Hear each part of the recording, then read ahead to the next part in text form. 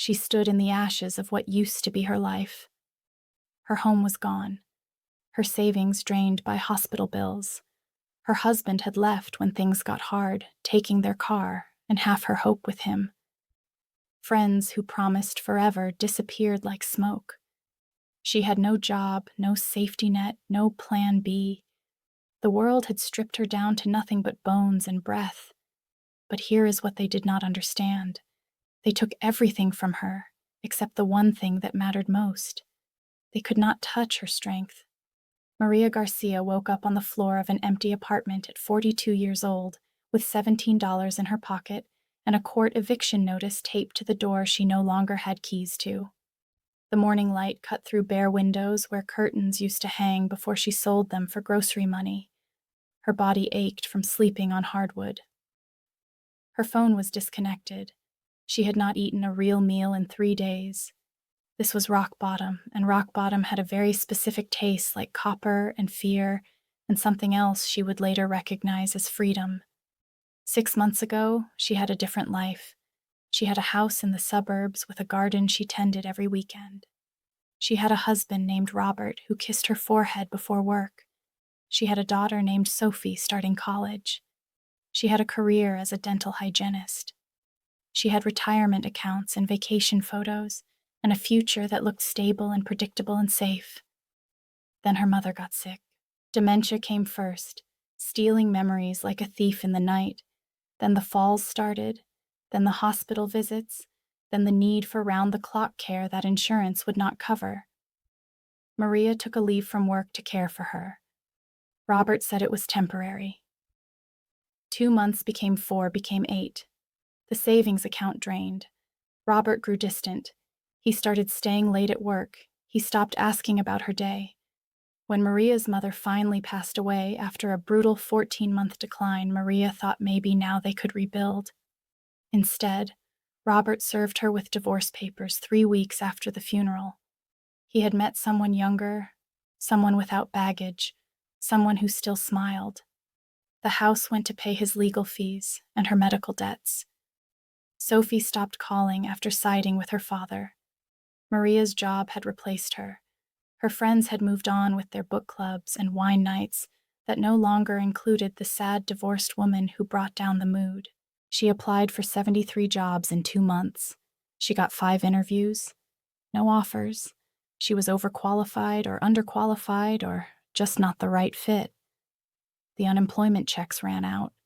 The studio apartment she had moved into cost more than she could afford. She started selling everything.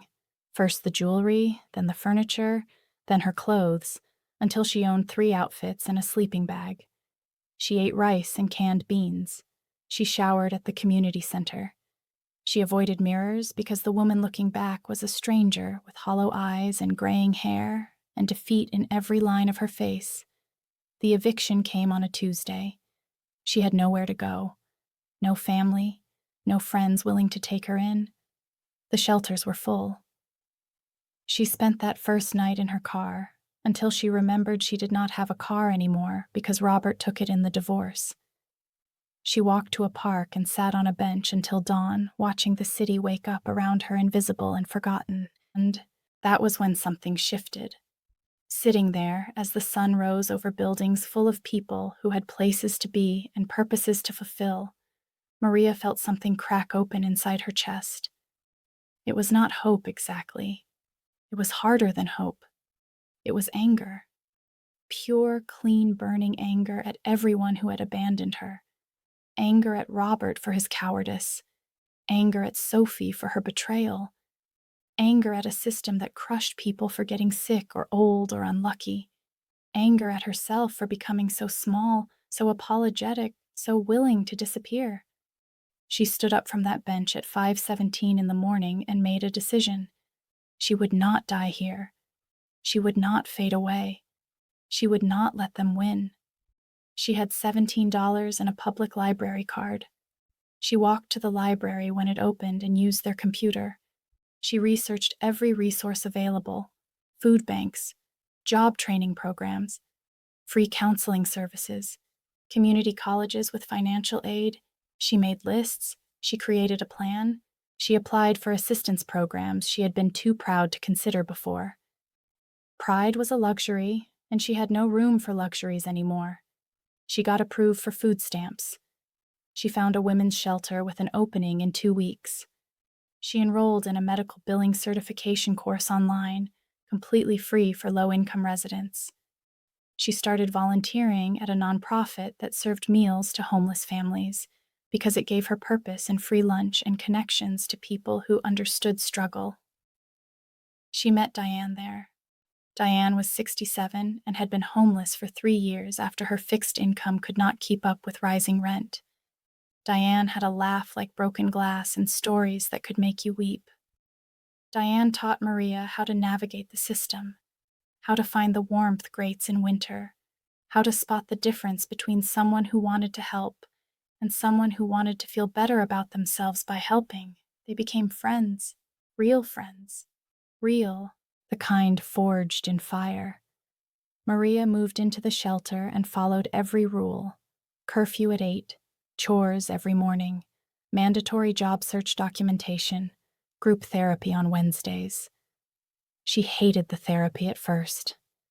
Sitting in a circle with other broken women telling stories of abuse and addiction and loss felt like picking at wounds. But slowly she started to hear her own story and theirs.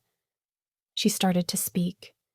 She told them about the shame of losing everything, about feeling invisible, about the rage that kept her going when hope failed. The therapist, a tired woman named Jan with kind eyes, told her that anger was not the enemy. Anger could be fuel if you did not let it consume you. Anger could be the thing that kept you alive long enough to find something better. Maria finished her medical billing course in 4 months. She scored in the top 5%. She applied to every medical office, clinic, and hospital within bus range. She got rejected 18 times. On the 19th application, she got an interview. She borrowed professional clothes from the shelter donation closet. She practiced answers with Diane. She showed up 30 minutes early and waited in the parking lot, giving herself a pep talk in the reflection of a car window. The interview was with a small family practice desperate for help.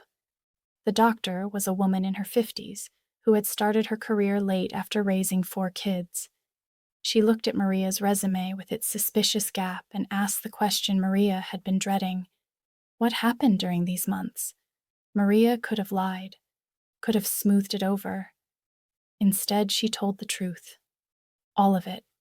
The caregiving, the divorce, the eviction, the shelter. She watched the doctor's face, expecting pity or judgment. Instead, she saw recognition. The doctor hired her on the spot. She said anyone who could survive what Maria survived and still show up ready to work was exactly the kind of person she wanted on her team. Maria started the following Monday at $12 an hour. It was not much, but it was everything. She got her first paycheck and cried in the bathroom. She opened a new bank account. She started saving, $20 a week, then $50. She kept living at the shelter even when she could afford a room somewhere because she was helping other women, now showing them the path she had walked. She got a promotion after 6 months, then another. Her salary increased. She moved into a tiny studio apartment that was hers. Just hers. No one could take it. She furnished it slowly. A mattress from a thrift store. A table someone was throwing away. Curtains she sewed herself from bedsheets. Every object was a victory. She started therapy on her own outside the shelter. She worked through the trauma of abandonment.